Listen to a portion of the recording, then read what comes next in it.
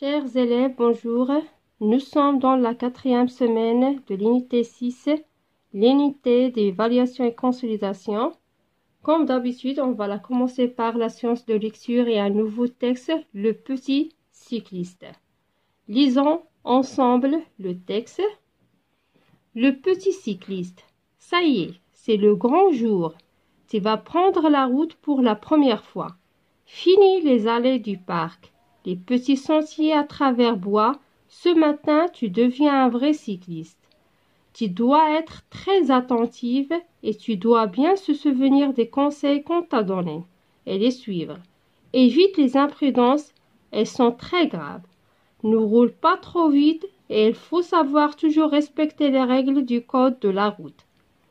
La route est dangereuse pour ceux qui ne prennent pas suffisamment de précautions. Pour profiter pleinement du plaisir qu'il apporte, ne mets jamais ta vie en danger. Il faut bien comprendre cela. Alors maintenant, on va répondre aux questions de compréhension. Pour la première question, quel est le titre de ce texte? Alors, le titre de ce texte est Le petit cycliste.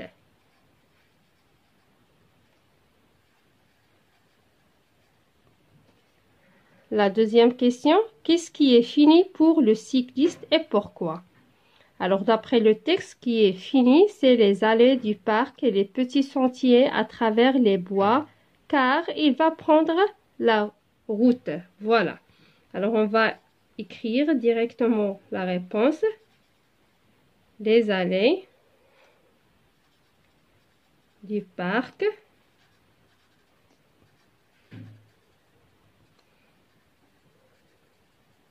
et les petits sentiers à travers les bois, car il va prendre la route. Troisième question, qu'est-ce qu'il va devenir? Alors, il va devenir un vrai cycliste. Très bien.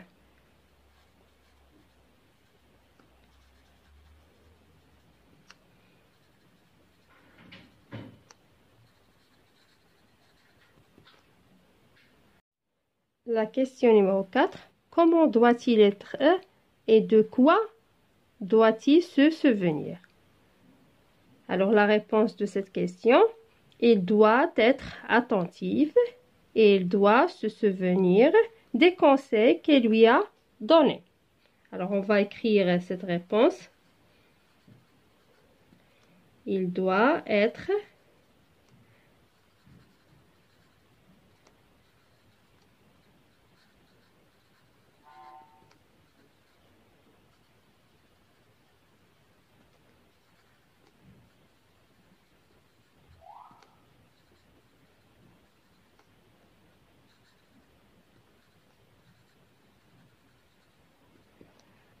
la question suivante.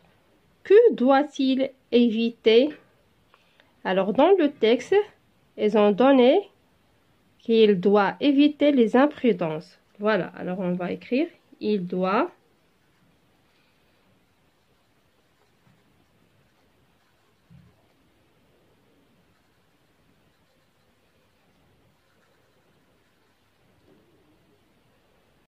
Et pour la question numéro 6, comment sont les imprudences?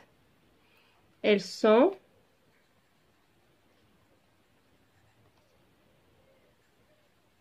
très graves. Que faut-il respecter? Il faut respecter les règles du code de la route.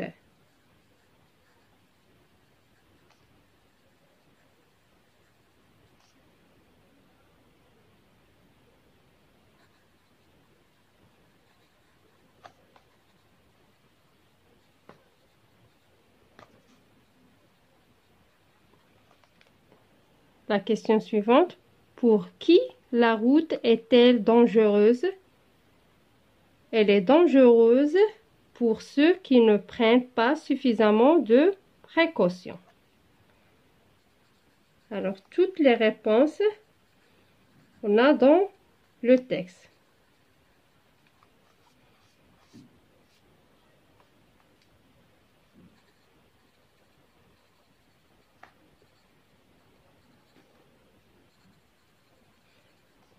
Alors, c'est seulement, il faut lire bien le texte pour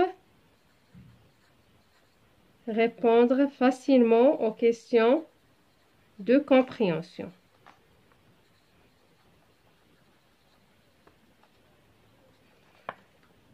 La question numéro 9. Qu'est-ce qu'il ne faut jamais faire? Alors, toujours dans le texte, il ne faut jamais mettre sa vie en danger. Il ne faut jamais mettre sa vie en danger. La question numéro 10. Donne un autre titre à ce texte. Alors, pour cette question, vous pouvez proposer n'importe quel titre. C'est seulement, il ne faut pas être long. Alors, pour moi, je vais vous proposer, par exemple, les règles du code de la route.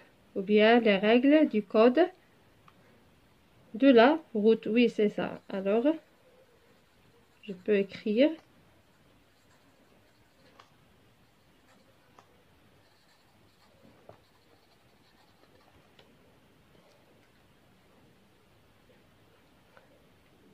La question suivante. As-tu d'autres conseils ou recommandations pour ce cycliste? Alors, pour moi, je peux lui donner 2 conseils d'autres. La première, par exemple, je peux dire rouler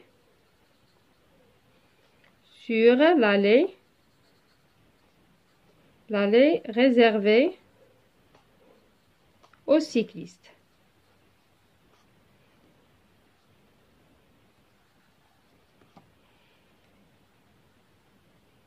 Et pour ou bien le deuxième conseil, on dit restez toujours à droite et loin des véhicules.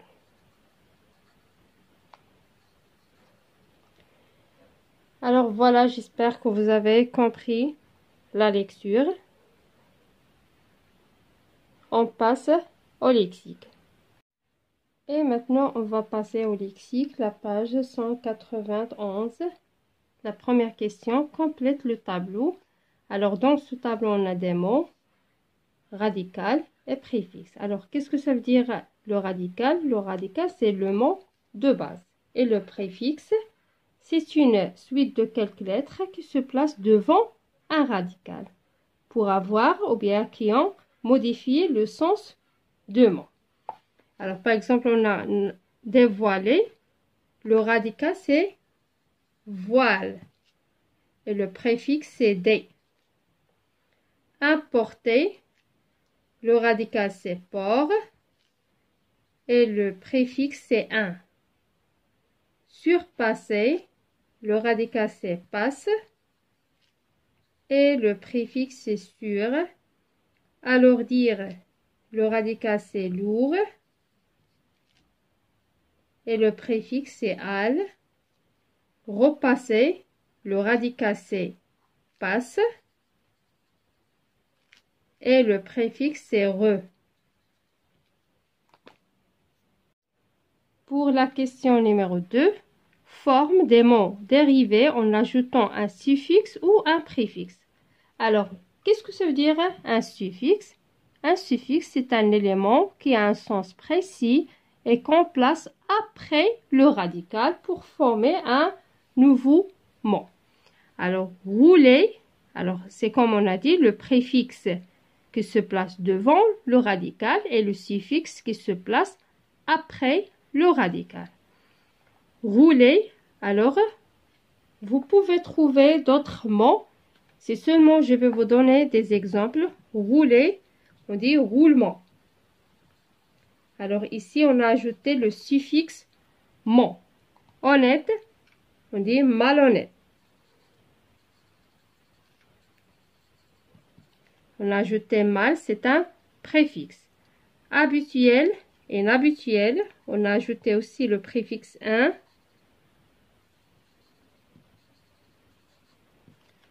Ménage. Alors, pour ce mot, on peut ajouter seulement le suffixe ou bien seulement le préfixe ou bien les deux.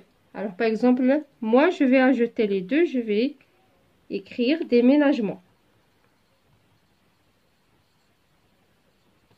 Alors, j'ai ajouté le préfixe des et le suffixe mon.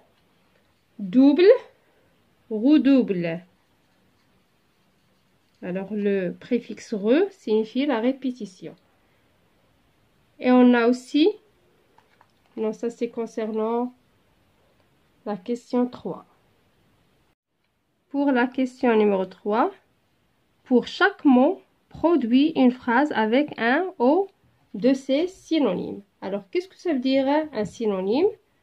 Alors, deux mots synonymes sont des mots qui ont à peu près le même sens ou un sens voisin et sont de la même nature grammaticale. Ça veut dire le synonyme d'un verbe est un verbe, le synonyme d'un nom est un nom, le synonyme d'un adjectif aussi un adjectif et le synonyme d'un adverbe est un adverbe. Alors, on a voiture. Voiture, c'est un nom. Alors, le synonyme de voiture, c'est automobile. Alors, ils ont demandé de produire des phrases. Alors, on peut dire, par exemple, maman a acheté une automobile. Rouler. Alors, rouler, c'est un verbe. Alors, le synonyme de rouler, on peut dire circuler. Alors, le synonyme, c'est circuler. Alors, on va le mettre dans une phrase. On va dire, par exemple, peu de véhicules circulent la nuit. Vous pouvez produire d'autres phrases.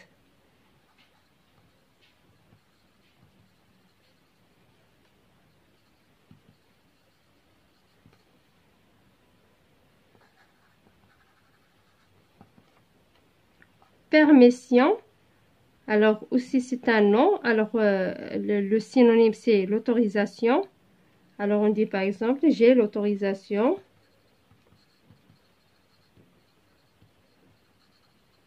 de conduire la voiture de ma soeur. J'ai l'autorisation de conduire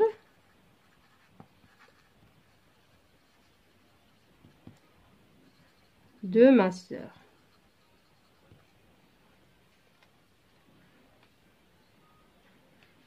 Le synonyme de aimer, c'est le verbe adorer. Alors on dit, alors toujours on va rester dans le même thème, c'est de sécurité routière et code de la route. Alors c'est mieux de chercher des phrases dans ce thème-là. Alors on dit par exemple, mon frère adore. Voilà, on a conjugué le verbe adorer. Conduire une moto. Deuxième verbe, on a placer. Placer. Alors, le synonyme de placer, c'est peut-être poser. Par exemple, on dit, tu dois poser ce livre sur l'étagère. Ou bien sur la table. Bouquin. Bouquin, c'est un nom. Alors, le synonyme de bouquin, c'est un livre. On dit par exemple dans notre bibliothèque,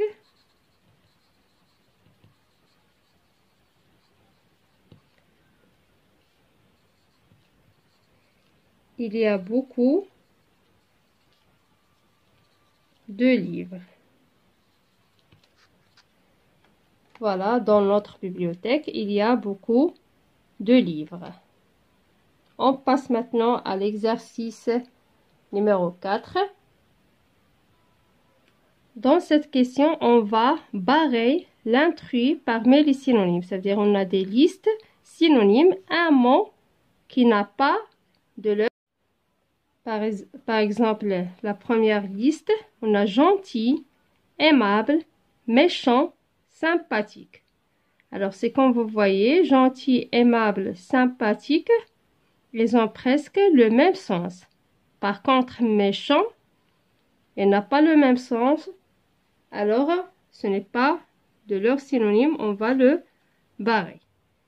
Deuxième liste, on a grand, immense, étroit, vaste. Alors, grand, immense, vaste, ils ont le même sens. Alors, étroit, c'est l'intrus. On a doux, féroce, sauvage, dangereux. Alors, féroce, sauvage et dangereux, aussi, ils ont presque le même sens, sauf doux. Alors, c'est l'intrus. On a accordé, donner, refuser, offrir. Alors, c'est le mot refuser qui n'a pas le même sens que les autres. Alors, on va le barrer. Alors, on passe maintenant à la grammaire. Et voilà, on passe maintenant à la grammaire. La première question entoure les mots de la négation dans les phrases suivantes. Alors, les expressions de négation sont ne pas, ne plus, ne jamais, ne rien, ne personne, ne aucun, etc. Alors, on va chercher les négations dans ces phrases. Tu ne vas pas prendre le train? Alors, la négation, on a ne pas.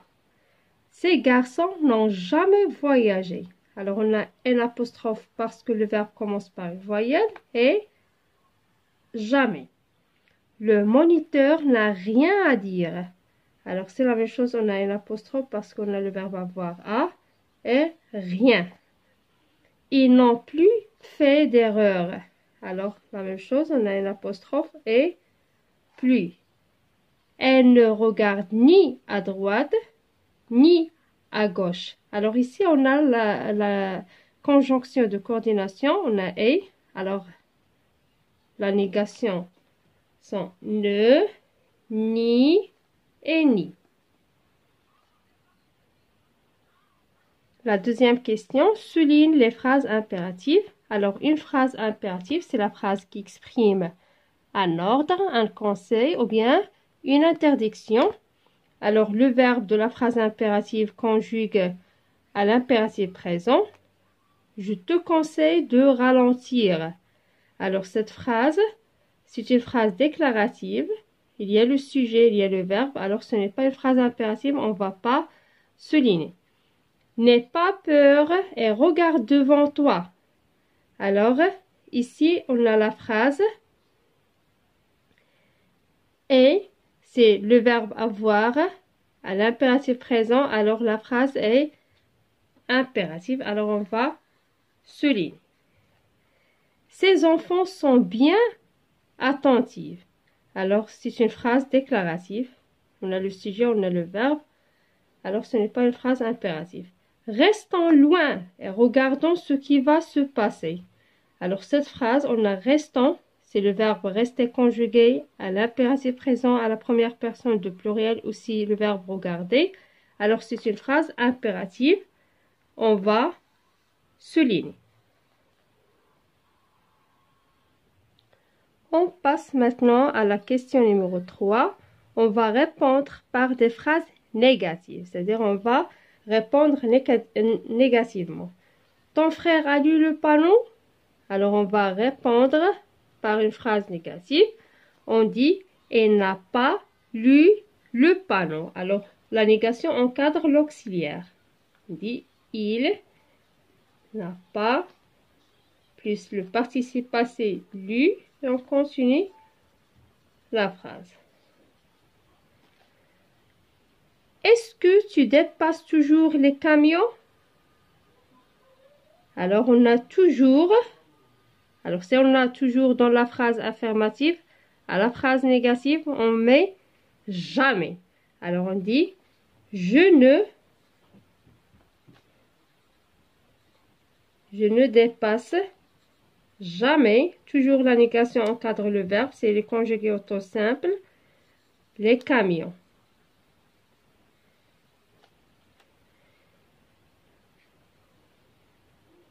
On passe à la phrase C. Il roule toujours très vite. Alors, la même chose, on a toujours. Alors, à la phrase négative, on va mettre jamais. On dit il ne roule jamais très vite. La phrase suivante. Ce témoin a quelque chose à dire à propos de l'accident? Alors, on a quelque chose. Alors, si on a quelque chose à la phrase affirmative, à la phrase négative, on dit ne rien. Alors, la phrase négative devient ce témoin n'a rien à dire à propos de l'accident.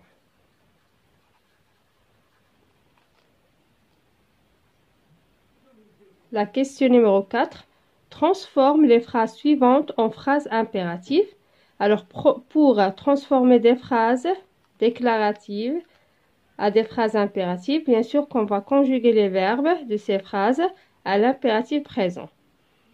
On va garder la même personne ou bien le même pronom personnel. Tu regardes à droite et à gauche. Alors, on a le verbe conjugué au présent de l'indicatif à la deuxième personne du singulier. Alors, on va garder la même personne. On va dire regarde à droite et à gauche.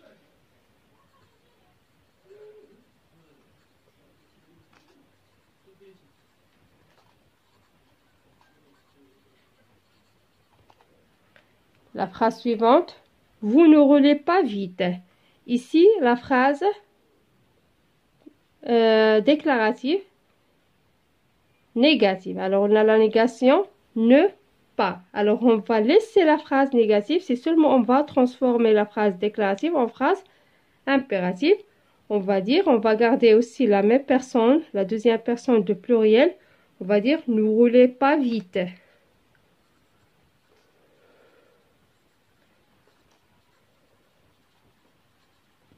Alors, voilà.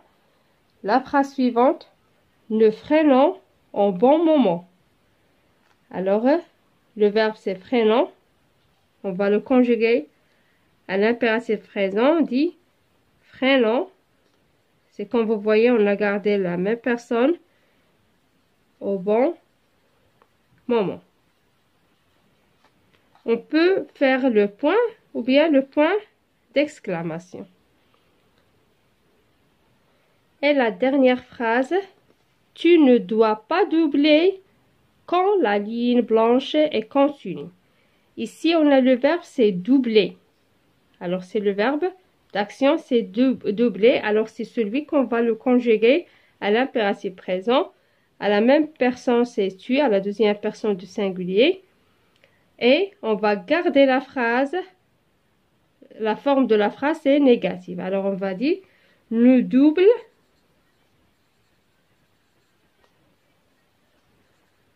ne double pas. Et on va continuer quand la ligne blanche est continue. Et voilà, on a corrigé les 3 pages. J'espère que vous avez bien compris les questions. Au revoir.